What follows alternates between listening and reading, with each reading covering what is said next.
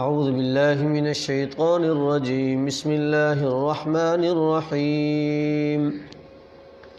ما ينظرون الا صیحة واحدة تأخذهم وهم يخصمون فلا يستطيعون توصية ولا إلى أهلهم يرجعون ونفخ في الصور فإذا هم من الأجداث إلى ربهم ينسلون قالوا يا ويلنا من بعثنا من مرقدنا هذا ما بعد الرحمن وصدق المرسلون صدق اللہ العظیم۔ قرآن کریم کی ان آیات میں اللہ تبارک و تعالی نے کفار اور مشرکین کے ان واقعات کو بیان فرمایا ہے جن میں وہ قیامت کی لانے کا ذکر کرتے ہیں۔ وَيَقُولُونَ مَتَىٰ هَٰذَا الْوَعْدُ إِن كُنتُمْ صَادِقِينَ کہ کافر لوگ بار بار یہ کہتے تھے مسلمانوں سے کہ جس قیامت کا تم ذکر کرتے ہو، وقت کے نبیوں سے کہا کرتے تھے جس قیامت کا تم ذکر کرتے ہو بلاؤ، وہ کب قیامت آئے گی؟ مَا يَنظُرُونَ إِلَّا صَيْحَةً وَاحِدَةً تَأْخُذُهُمْ وَهُمْ يَخِصِّمُونَ۔ رب العالمین جو ہے قیامت کا ایک منظر بیان فرما رہے ہیں کہ اللہ تبارک و تعالی کس طرح قیامت برپا فرمائیں گے۔ ما ينظرون الا صیحة واحدة تأخذهم وهم يخصمون کہ قیامت لانے کے لیے، قیامت برپا کرنے کے لیے اللہ تبارک و تعالی کو کوئی بڑے کام نہیں کرنے پڑیں گے، وہ تو ایک آن واحد کا معاملہ ہوگا اور رب العالمین قیامت برپا فرما دیں گے۔ وہ کیا ہوگا؟ الا صیحة واحدہ، ایک آواز ہوگی، قیامت ایک چیخ ہوگی، اور جس چیخ کو، آواز کو سن کر لوگ دھڑ دھڑ مرنا شروع ہو جائیں گے، جہاں ہوں گے وہیں مرے پڑے ہوں گے، اور ایک دہشت کا عالم ہوگا، خوف کا عالم ہوگا۔ یہاں اللہ تبارک و تعالی مشرکین کو اس طرح جواب دے رہے ہیں گویا رب العالمین کا مقصد یہ ہے کہ قیامت پوچھی نہیں جاتی، قیامت کا انتظار نہیں کیا جاتا، بلکہ قیامت کی تیاری کی جاتی ہے،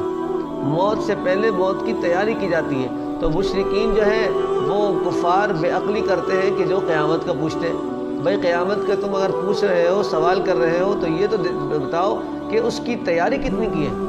اس کے لیے تمہاری تیاری کیا ہے کہ جس چیز کا آپ سوال کر رہے ہو۔ تو اللہ تبارک و تعالیٰ فرماتے ہیں کہ تم سوال کر کے اپنا وقت ضائع مت کرو، گویا یہ دنیا جو ہے، دنیا کی جو زندگی ہے، یہ قیامت کے انتظار کرنے کے لیے نہیں ہے، قیامت کے بارے میں پوچھنے کے لیے نہیں ہے، قیامت کی تاریخ معلوم کرنے کے لیے نہیں ہے، بلکہ قیامت کی تیاری کرنے کے لیے ہے۔ تو اللہ تبارک و تعالیٰ نے قیامت کے علم کو پوشیدہ رکھا کہ یہاں تک کہ اللہ تعالیٰ نے انبیاء اور رسل کو بھی نہیں بتایا کہ کس دن قیامت قائم ہوگی، بس ایک وقت مقرر ہے اور اس کی نشانیاں انبیاء نے بیان فرمائی۔ قیامت کی نشانیاں انبیاء علیہم السلام نے اور ہمارے اور آپ کے محبوب نبی کریم صلی اللہ علیہ وسلم نے بیان فرمائی ہے۔ صحیح وقت اور ٹائم اللہ تعالیٰ کے علاوہ کسی کو نہیں پتہ۔ وَعِندَهُ عِلْمُ السَّاعَةِ کہ قیامت کا علم صرف اللہ تعالیٰ کے پاس۔ تو فرمایا کہ ما ينظرون الا صیحہ، قیامت میں یہ نہیں ہوگا کہ بھئی کوئی گاڑی آ رہی ہو، کوئی طوفان آ رہا ہو، کوئی درخت اکھڑ رہے ہو، اس طرح ایک آواز ہوگی اچانک، اور اس آواز کا نام قیامت ہے کہ تأخذهم وهم يخصمون، جس کا مفہوم یہ ہے کہ وہ آپ کو جہاں ہوں گے وہیں پکڑ لیں گے اور وہیں آپ ختم ہو جائیں گے۔ کیسے ختم ہوں گے؟ فلا يستطيعون توصية ولا الى اهلهم يرجعون کہ آپ کے اندر اتنی طاقت نہیں ہوگی کہ آپ کوئی وصیت کر سکیں، آپ گھر پہنچ سکیں، آپ دفتر پہنچ سکیں،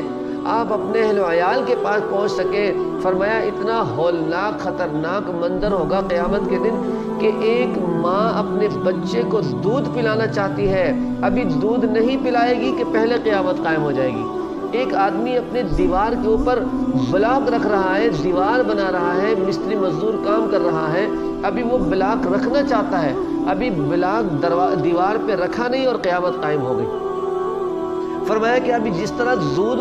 ابلتا ہے ایک پتیلے میں، ابھی دودھ ابال آیا، ابھی دودھ اوپر نہیں آیا کہ قیامت قائم ہوگی۔ اسی طرح اللہ تبارک و تعالیٰ نے اس کے اچانک برپا ہونے کو بیان فرمایا ہے کہ گویا کہ انسان کے پاس وقت نہیں ہوگا، ٹائم نہیں ہوگا کہ اس وقت وہ سنبھل سکے، اپنے کچھ سوچ سکے، کچھ فکر کر سکے،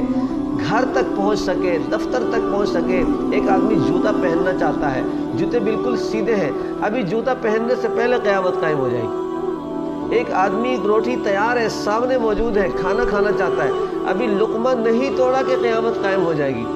ایک آدمی گاڑی پہ بیٹھنا چاہتا ہے، گاڑی کا دروازہ کھلا ہوا ہے کہ میں گاڑی میں بیٹھوں، ابھی وہ گاڑی میں پاؤں نہیں رکھ پائے گا کہ قیامت قائم ہو جائے گی۔ یہ مثالیں ہیں۔ مفسرین کرام نے اس کی دہشت کو یوں بیان فرمایا ہے کہ آدمی کچھ کرنا چاہتا ہے، آپ کپڑے پہننا چاہتے ہیں، ابھی آپ نے قمیص اٹھائی، ابھی پہننے نہیں اور قیامت قائم ہو گئی۔ جہاں ہے وہیں قیامت قائم ہوگی، جہاں ہے وہاں پر انسان ختم ہو جائے گا۔ تو یہ کوئی تماشے کی چیز نہیں ہے، یہ کوئی سمجھنے کی چیز نہیں ہے، تو صرف تیاری کرنے کی چیز ہے کہ جس کو اللہ تبارک و تعالیٰ نے یوں اس سورہ پاک میں بیان فرمایا ہے کہ فَلَا يَسْتَطِيعُونَ تَوْصِيَةً۔ کوئی آدمی یہ سوچے کہ قیامت قائم ہونے لگے گی تو میں وصیت کر لوں گا، میں اپنی اولاد کو سمجھا دوں گا، میں گھر والوں کو بتا دوں گا، نہیں نہیں نہیں، فَلَا يَسْتَطِيعُونَ تَوْصِيَةً۔ قیامت جب قائم ہوگی، برپا ہوگی، تو وصیت کرنے کی، بات کرنے کی، مشورہ کرنے کی، سوچنے کی، فکر کرنے کی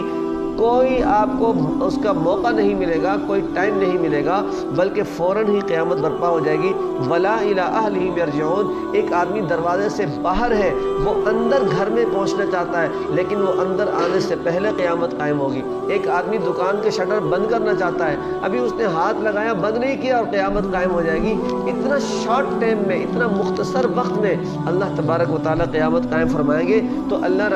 رب العزت کی طاقت کتنی بڑی ہے کہ وہ ارادہ فرمائیں گے اور یہ سب کچھ ہوگا۔ یہ ایک آواز کے ساتھ قیامت قائم ہوگی۔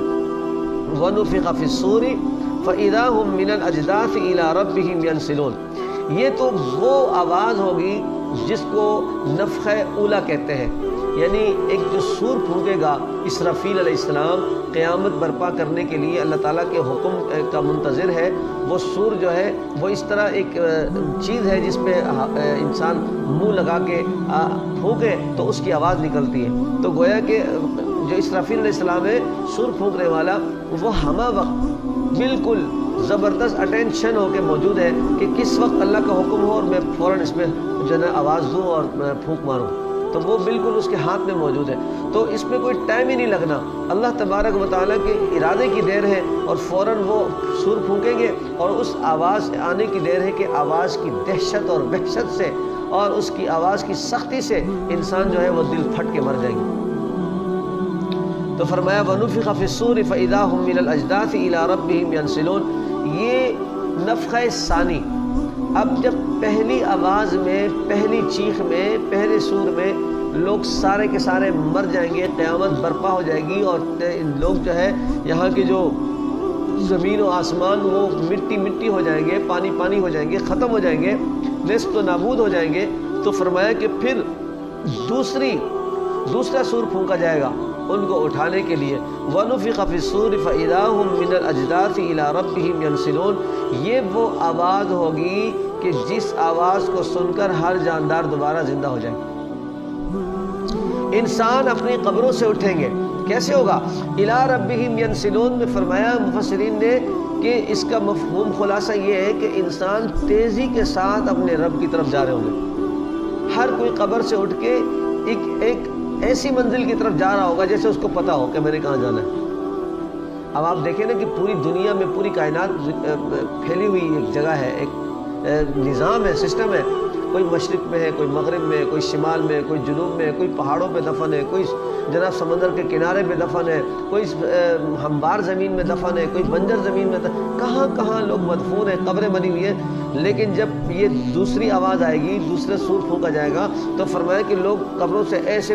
اٹھیں گے یکدم اچانک پریشان ہو کے، اور وہ بھاگ رہے ہوں گے، جا رہے ہوں گے تیزی کے ساتھ، کہاں؟ الی ربہم، اپنے رب کی طرف، ینسلون، تیزی کے ساتھ، تیز تیز، جیسے کسی آدمی کو بلایا جاتا ہے بھائی جلدی آ جاؤ، فوراً جو ہے آپ کا، جیسے آپ کا فون آیا ہوا ہے، جیسے آدمی آپ کے انتظار میں ہے اور یا فوراً یہ آگے آدمی کہتا ہے پیسے لے لو ورنہ میں نکل رہا ہوں، میں نے کہیں جانا ہے، تو آپ تیزی کے ساتھ بھاگ کے جاتے ہیں کہ بھائی چلو یہ کام آگے نکل نہ جائے میرے ہاتھ سے۔ تو اس طرح فرمایا کہ لوگ قبروں سے اٹھ کر اسپیڈ کے ساتھ، تیزی کے ساتھ اپنی منزل کی طرف یعنی میدان محشر کی طرف جا رہے ہوں گے، اور سب لوگوں کی ایک ہی منزل ہوگی، سب ایک رخ کی طرف، جس طرح عید کی نماز کے لیے لوگ جا رہے ہوتے ہیں، جس طرح جمعے کے لیے لوگ جا رہے ہوتے ہیں، جس طرح کسی بازار کی طرف لوگ اجتماع کی طرف جا رہے ہوتے ہیں، اسی طرح قیامت جب برپا ہوگی اور دوسرا نفخہ جب سور پھونکا جائے گا تو لوگ میدان محشر کی طرف دوڑتے ہوئے جا رہے ہوں گے۔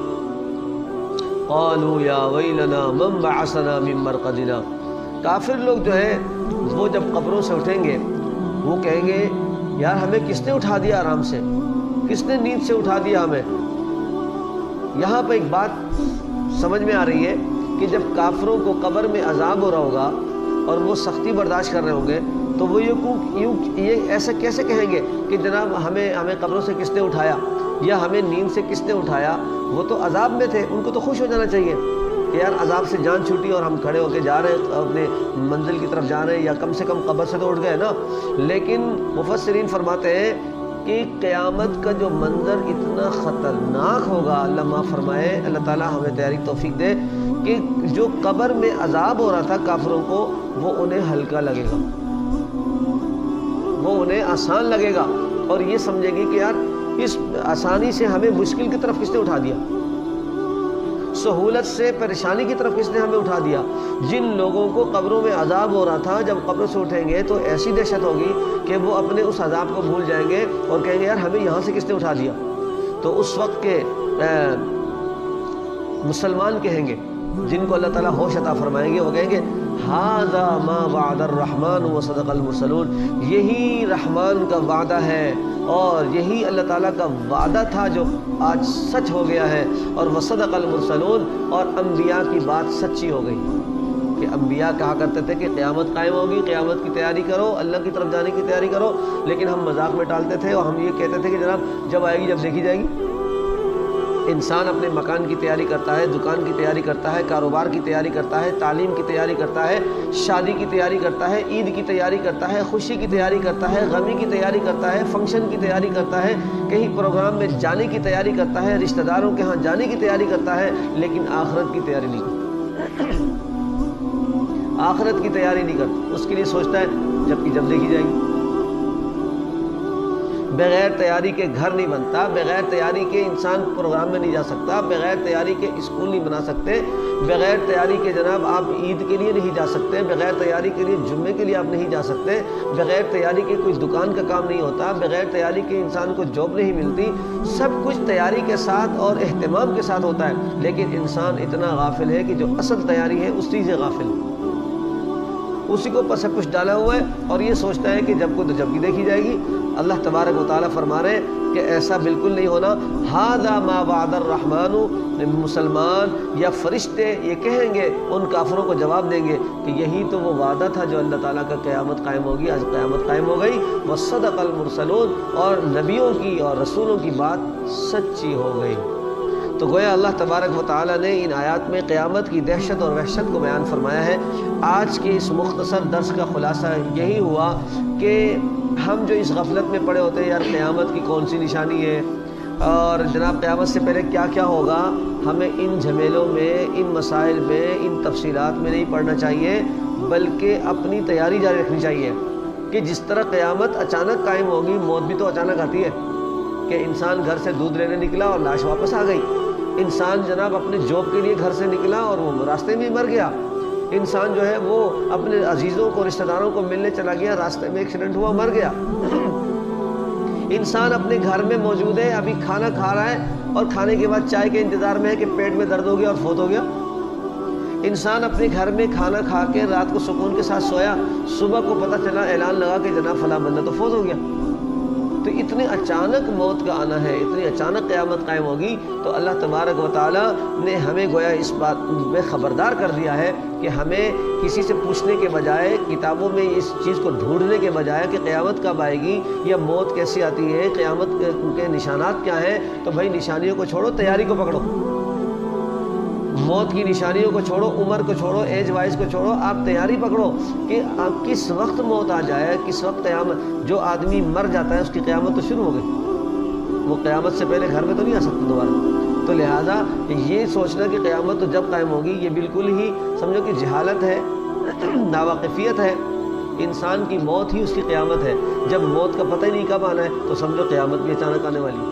تو اللہ تبارک و تعالیٰ سے دعا ہے کہ رب کریم ہمیں قرآن کریم کے ان واقعات کو، ان آیات کو، ان احکام کو اور ان حالات کو دیکھ کر سبق حاصل کرنے کی، عبرت حاصل کرنے کی، اور قیامت کی اور موت سے پہلے اس کی تیاری کرنے کی اللہ تعالیٰ ہم سب کو توفیق عطا فرمائے۔ وآخر دعوانا الحمدللہ رب العالمین۔